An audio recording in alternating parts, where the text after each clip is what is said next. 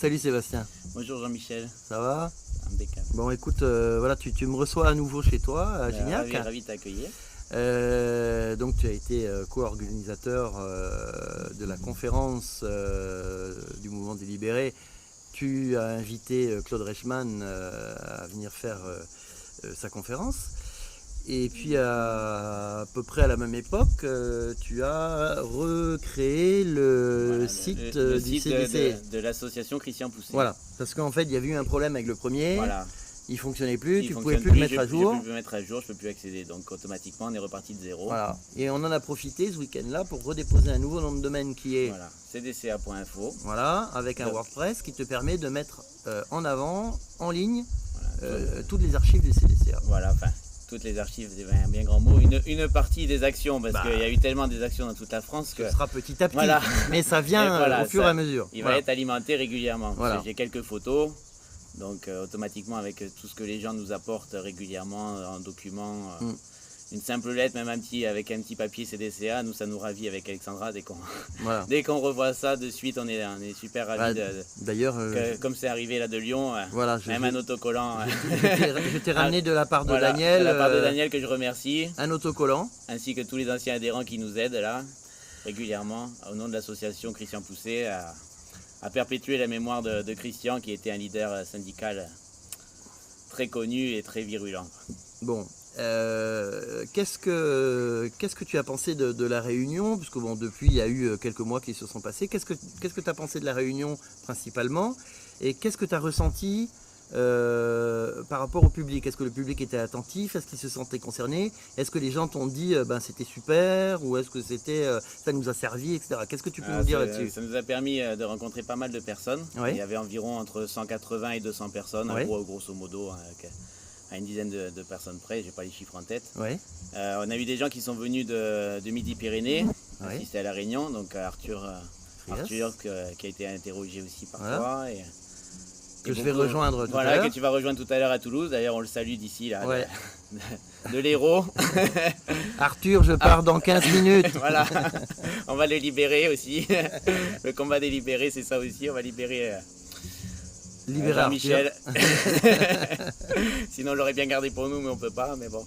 Enfin, ça a permis aussi de prendre pas mal de contacts aussi avec d'autres mouvements qui se battent pas forcément pour la protection de la liberté sociale, mais qui ont des revendications proches. Oui. Puisqu'il s'agit de défendre les artisans commerçants, les professions libérales, les agriculteurs. Pour citer quelques noms, les mouvements des pendus, du RDI, Révolte des indépendants, d'autres collectifs ou d'autres associations. On arrive aussi à se contacter par Facebook, les réseaux sociaux. Oui. Ça nous a quand même permis, du fait d'être impliqué dans l'organisation de cette réunion, de rencontrer tous ces mouvements, oui, ou entre guillemets tous ces responsables de ces mouvements, et d'échanger avec eux. Donc ça, c'était très positif. Voilà, très positif de ce côté-là, quoi. D'accord. Même s'ils ne sont pas tous forcément pour la libération et pour le débat, cela n'empêche pas de communiquer entre nous de dialoguer. On peut avoir des opinions différentes ou des...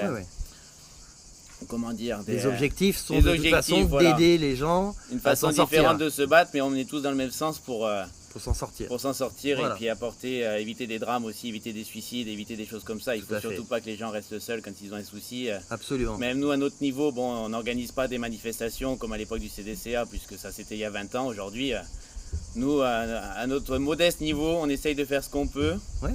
On le fait du mieux qu'on peut. Aujourd'hui, c'est Jean-Michel, on est très ravis qu'il soit venu avec sa caméra. On a profité pour lui faire une petite surprise en invitant un ami cinéaste qui a pu le filmer aussi. Vous découvrirez son interview prochainement aussi. C'est Luc Besson, il faut préciser quand même. Donc c'est des petites actions qu'on essaye de faire régulièrement avec Alexandra et avec les anciens du CDCA, avec les créateurs historiques de l'association Christian Poussé, José, Daniel, les deux Daniel, ouais, Jacques Jossoin, tous ces gens-là qui étaient à l'origine, qui sont derrière nous et qui nous aident justement pour que la mémoire de Christian ne tombe pas dans l'oubli, quoi. Ok.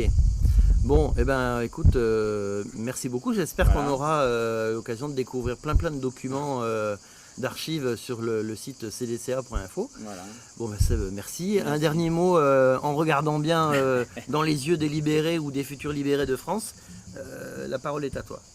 Alors pour tous les libérés de France, Pour ceux qui ne connaissent pas le combat du CDCA, moi je vous invite à visiter le site de l'association Christian Pousset, cdca.info. Alors toutes les actions n'y sont pas, mais il y en a quelques-unes. Vous allez découvrir que finalement l'image de casseurs violents, de néo-poujadistes, etc. et j'en passe, finalement elle est peut-être pas la très bonne étiquette. Mais ça, je vous laisse le découvrir sur le site. Voilà, bonne journée, n'ayez pas peur de vous libérer. Merci Seb. Merci. Allez, à bientôt. Au revoir.